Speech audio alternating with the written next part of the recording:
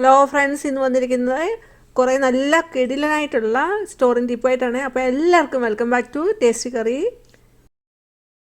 ഈ ചാനൽ ആദ്യമായിട്ട് കാണുന്നവരാണെങ്കിൽ സബ്സ്ക്രൈബ് ഓൾ എന്ന ഓപ്ഷൻ കൊണ്ട് തന്നെ ചെയ്ത് വെക്കാൻ ഓർമ്മിപ്പിക്കുന്നു. എങ്കിൽ മാത്രമേ പിന്നീടുള്ള വീഡിയോയിലേക്ക് നോട്ടിഫിക്കേഷൻ കിട്ടുകയുള്ളൂ.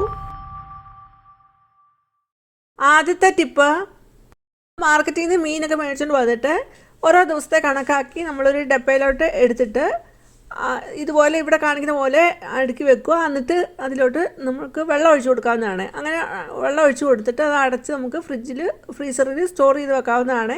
അങ്ങനെ ചെയ്യുകയാണെങ്കിൽ നമുക്ക് മീൻ നല്ല ഫ്രഷ് ആയിട്ട് തന്നെ ഇരിക്കുന്നതായിരിക്കും. ഈ രീതിയിൽ വെച്ചിട്ട് നമ്മൾ മീൻ കറി വെക്കുമ്പോൾ നമ്മൾ മാർക്കറ്റിൽ നിന്ന് ഇപ്പം മേടിച്ച് കറി വെക്കുന്ന പോലെ തന്നെ ആയിരിക്കും ഇരിക്കുന്നത്. രണ്ടാമത്തെ ടിപ്പ്, മത്ത നമ്മൾ മേടിച്ചുകൊണ്ട് വരുമ്പം ആ മത്തൻ്റെ ഉള്ളിലെ ആ ചോറ് നമ്മൾ അത് എടുത്ത് കളഞ്ഞാൽ നമുക്ക് 1.5 ആഴ്ചയോളം നമുക്ക് മത്തൻ ഒട്ടും അഴുക്കാകാതെ നല്ല ഫ്രഷായിട്ട് തന്നെ ഇരിക്കുന്നതായിരിക്കും. ആ ചോറ് അവിടെ ഇരിക്കുകയാണെങ്കിൽ നമുക്ക് 2 ദിവസം കഴിയുമ്പോഴത്തേന് തന്നെ അത് മത്തൻ അഴുക്കായിക്കൊണ്ടിരിക്കുന്നതായിട്ട് കാണാം.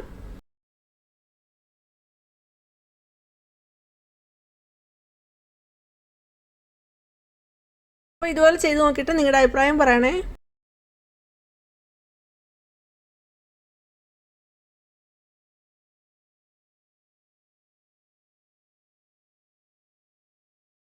മൂന്നാമത്തെ ടിപ്പ്, വെളുത്തുള്ളി എടുത്തിട്ടുണ്ട്. അപ്പോൾ അതിൻ്റെ നടുക്കത്തെ തണ്ട് വേർതിരിച്ചെടുത്തിട്ട് നമ്മൾ പയറുവർഗ്ഗങ്ങളൊക്കെ സ്റ്റോർ ചെയ്യുന്നതിനകത്ത് ഇട്ട് വെക്കാവുന്നതാണ്. ഇതിൽ ചെയ്യുമ്പോൾ അതിൽ ഉണ്ടാകുന്ന ചെറിയ ചെറിയ ജീവികളും ചെള്ളുകളും ഒന്നും ഉണ്ടാകുന്നതായിരിക്കില്ല.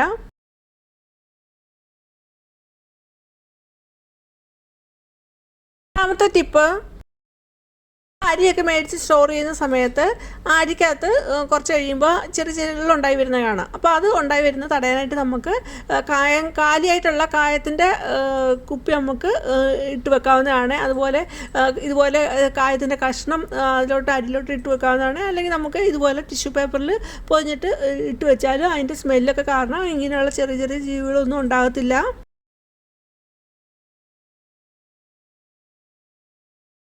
അഞ്ചാമത്തെ ടിപ്പ്, നമ്മൾ മാർക്കറ്റിൽ നിന്ന് മുട്ട മേടിച്ചുകൊണ്ട് വരുമ്പോൾ തന്നെ അത് കഴുകി എടുക്കണം. അപ്പോൾ ഞാൻ വെള്ളം ഒഴിച്ച് നന്നായിട്ടൊന്ന് കഴുകി എടുക്കുന്നുണ്ട്. എന്നിട്ട് കഴുകി എടുത്തിട്ട് നന്നായിട്ട് തുടച്ച് വെള്ളമൊക്കെ തുടച്ച് നല്ല ഡ്രൈ ആക്കി എടുത്തിട്ടുണ്ട്. അത് കഴിഞ്ഞിട്ട് നമുക്ക് ഇതിലോട്ട് വെളിച്ചെണ്ണ ഒന്ന് തൂത്ത് കൊടുക്കാവുന്നതാണ്. ആ മുട്ടയിൽ ഇത് ഞാൻ ഇവിടെ കാണിക്കുന്ന പോലെ തൂത്ത് കൊടുക്കാം. വെളിച്ചെണ്ണ തൂത്ത് കൊടുത്ത് നമുക്ക് ഈ രീതിയിൽ സ്റ്റോർ ചെയ്യാം. അതേപോലെ തന്നെ മുട്ട സ്റ്റോർ ചെയ്യുമ്പോൾ നമ്മൾ ശ്രദ്ധിക്കേണ്ട വേറൊരു കാര്യമാണ്, മുട്ടയുടെ കൂർത്തിരിക്കുന്ന ഭാഗം താഴോട്ട് വരത്തക്ക രീതിയിൽ ഇവിടെ കാണിക്കുന്ന പോലെ തന്നെ വെക്കാവുന്നതാണ്.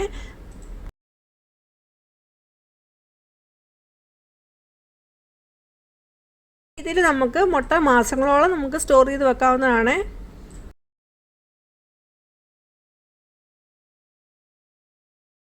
ആറാമത്തെ ടിപ്പ്, നമ്മൾ മല്ലിയിലൊക്കെ മേടിച്ചുകൊണ്ട് വരുമ്പോൾ പലരും പല രീതിയിലും മല്ലിയില സ്റ്റോർ ചെയ്യാറുണ്ട്.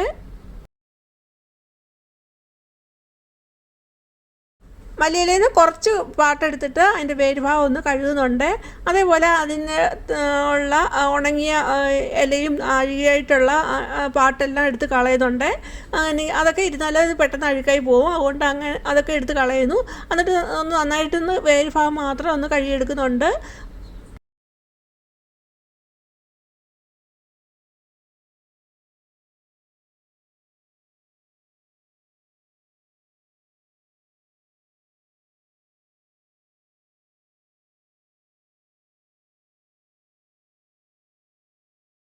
ഒരു കുപ്പി എടുത്തിട്ടുണ്ട്. ആ കുപ്പിയുടെ താഴ്ഭാഗം ഒന്ന് ഇതിവിടെ കാണിക്കുന്ന പോലെ തന്നെ വെട്ടിയെടുക്കുന്നുണ്ട്. അതേപോലെ അതിൻ്റെ ടോപ്പ് ഭാഗത്തു നിന്നും കുറച്ച് പാട്ട് മാത്രം വെട്ടിയെടുക്കുന്നു. ആ താഴത്തെ ഭാഗത്ത് നമ്മൾ വെള്ളം നിറച്ചെടുക്കുന്നുണ്ട്. അത് കഴിഞ്ഞിട്ട് ആ മേളത്തെ ഭാഗത്ത് നമ്മൾ മല്ലിയില ഇതുപോലെ അടുക്കി എടുത്തിട്ട് അതിൻ്റെ ഉള്ളിലൂടെ നമുക്ക് ആ വെള്ളത്തിലോട്ട് ഇവിടെ കാണിക്കുന്ന പോലെ തന്നെ ഇറക്കി വെക്കാവുന്നതാണ്. അങ്ങനെ ചെയ്യുവാണെങ്കിൽ നമുക്ക് മാസങ്ങളോളം ഈ രീതിയിൽ മല്ലിയില സ്റ്റോർ ചെയ്ത് വെക്കാവുന്നതാണ്. അതേപോലെ നമ്മൾക്ക് ഫ്രഷായിട്ടുള്ള ദിവസവും ഫ്രഷായിട്ടുള്ള മല്ലിയില നമുക്ക് പറിച്ചെടുക്കാം. ഇത് നമുക്ക് കിച്ചണിൽ നമുക്ക് എവിടെ വേണമെങ്കിലും വെക്കാം. അതുപോലെ നമുക്ക് സൗകര്യമായിട്ടുള്ള സ്ഥലത്ത് ഇത് കൊണ്ടുവെക്കാവുന്നതാണ്. അതേപോലെ കുക്ക് ചെയ്യുന്ന സമയത്ത് നമുക്ക് അവിടെ നിന്ന് എടുത്തുകൊണ്ട് വന്നിട്ട് വെച്ചിട്ട് നമുക്ക് ആവശ്യമുള്ള സമയത്ത് അതിൽ നിന്നൊന്ന് പറിച്ചെടുത്താൽ മതി. നല്ല ഫ്രഷായിട്ടുള്ള മല്ലിയില തന്നെ നമുക്ക് എന്നും പറിച്ചെടുക്കാം. സ്റ്റോർ ചെയ്യുന്ന സമയത്ത് 2 ദിവസം കൂടുമ്പോൾ നമ്മൾ ആ വെള്ളം ഒന്ന് മാറ്റി കളയാനായിട്ടും അതേപോലെ അഴുകിയ ലീഫോ എന്തെങ്കിലും ഉണ്ടെങ്കിൽ അതും മാറ്റി കളയാനായിട്ട് പ്രത്യേകം ശ്രദ്ധിക്കണം. അതേപോലെ ഇവിടെ കാണിക്കുന്ന പോലെ ഒരു കവർ ഇട്ട് കൊടുക്കുകയാണെങ്കിൽ നമുക്ക് ഫ്രിഡ്ജിലും ഇത് എടുത്ത് വെക്കാവുന്നതാണ്. അപ്പോൾ അതിൻ്റെ ഇലകളൊന്നും ഒടിയത്തൊന്നുമില്ല, അവിടെ കവറിനുള്ളിൽ തന്നെ അവിടെ സേഫായിട്ടിരുന്നോളും. നമുക്ക് വേണ്ട സമയത്ത് നമുക്ക് ഫ്രിഡ്ജിൽ നിന്ന് തന്നെ അത് പറിച്ചെടുക്കാവുന്നതാണ്. രണ്ടാമത്തെ ടിപ്പ്,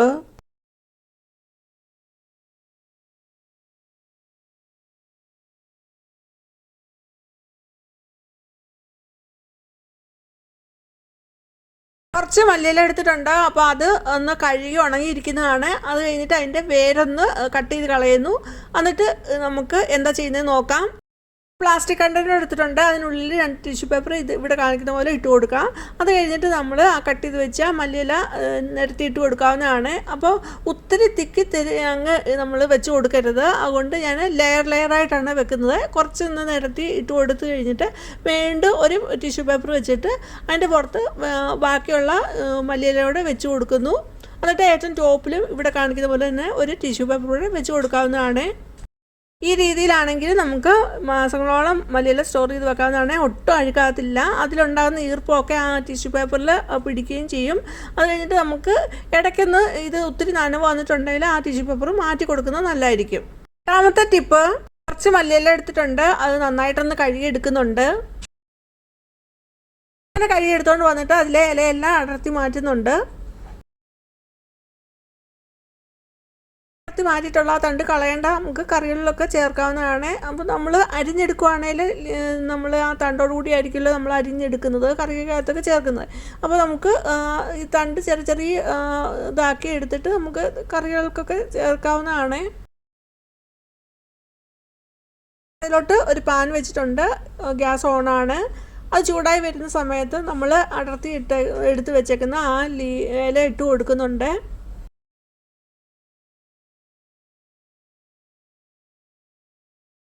ശകലം ഉപ്പൂടെ ഇട്ട് കൊടുക്കുന്നുണ്ട്. അത് കഴിഞ്ഞിട്ട് ഇത് പെട്ടെന്ന് തന്നെ ഇത് വാടി വരുന്നതായിരിക്കും.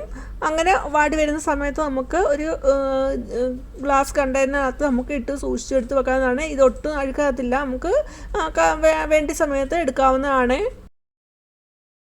ഇങ്ങനെ ചെയ്യുന്ന സമയത്ത് അധികം സ്പൂണിട്ട് ഇളക്കാതിരിക്കുന്നത് നല്ലതായിരിക്കും. അതേപോലെ തന്നെ ഗ്യാസ് മീഡിയം ഫ്ലെയിമിന് താഴെയായിരിക്കണം. അത് മല്ലിയില സ്റ്റോർ ചെയ്യുന്ന രീതി തന്നെയാണ് കാണിക്കുന്നത്.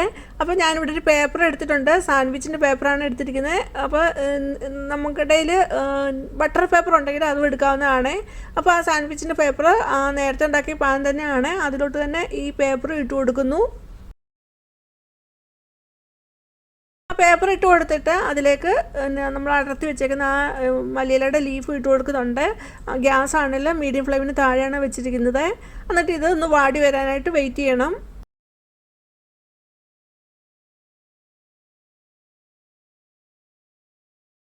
ഇടയ്ക്കൊന്ന് ഇളക്കി ഇട്ട് കൊടുത്താൽ മതി. അപ്പോൾ നമ്മൾ കയ്യിലെടുത്താൽ ഒന്ന് പൊടിച്ച് നോക്കിയാൽ അത് നല്ലതായിട്ട് പൊടിഞ്ഞ് വരുന്നു. അതാണ് കണക്ക്. നന്നായിട്ട് ഇത് പൊടിഞ്ഞ് വരും.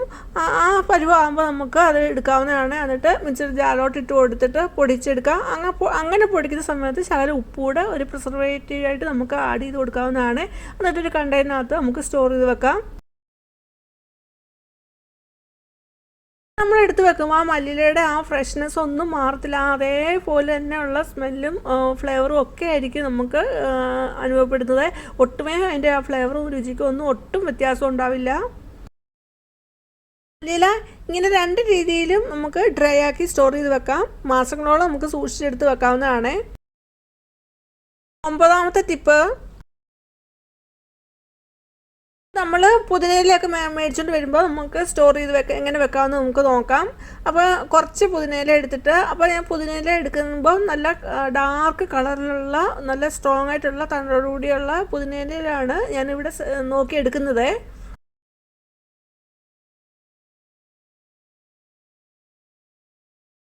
5-6 തണ്ട് പുതിനയില എടുത്തിട്ടുണ്ട്. അപ്പോൾ അതിൻ്റെ ആ താഴ്ഭാഗത്തെ ആ ഇലയൊക്കെ അടർത്തി മാറ്റുന്നുണ്ട്. അങ്ങനെ ഇവിടെ കാണിക്കുന്ന രീതിയിൽ തന്നെ നമുക്ക് ലീഫൊക്കെ അടർത്തി മാറ്റി എടുക്കാം.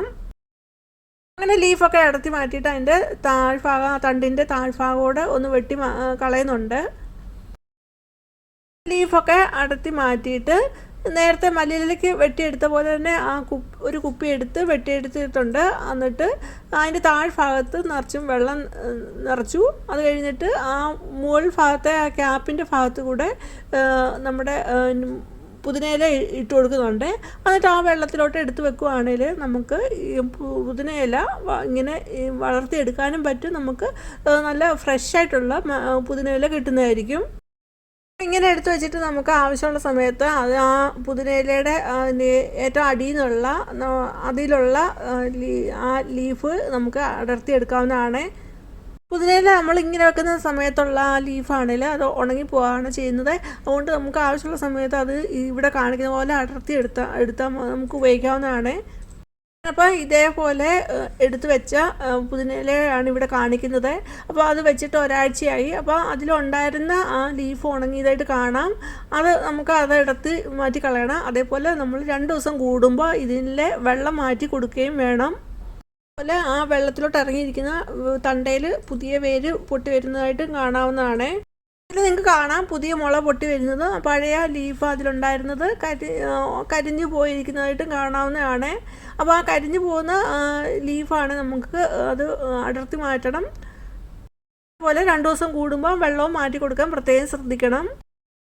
അതേപോലെ ഇവിടെ കാണിക്കുന്ന പോലെ നമ്മൾ ആ പുതിനയിലൊക്കെ നന്നായിട്ട് കഴുകി ഡ്രൈ ആക്കി എടുത്തിട്ട് ഒരു പ്ലാസ്റ്റിക് കണ്ടെയ്നർ എടുത്തിട്ടുണ്ട്. അതിലോട്ട് നമുക്ക് ഒരു ടിഷ്യൂ പേപ്പർ ഇട്ട് കൊടുത്തിട്ട് പുതിനയില ഇട്ട് കൊടുക്കാം. എന്നിട്ട് ഒത്തിരി ഉണ്ടെങ്കിൽ നമുക്ക് ഇടയ്ക്ക് ഒരു ടിഷ്യൂ പേപ്പർ വെച്ച് കൊടുത്തിട്ട് അതിൻ്റെ പുറത്ത് വീണ്ടും ബാക്കിയുള്ള പുതിനയില വെച്ച് കൊടുക്കാവുന്നതാണ്.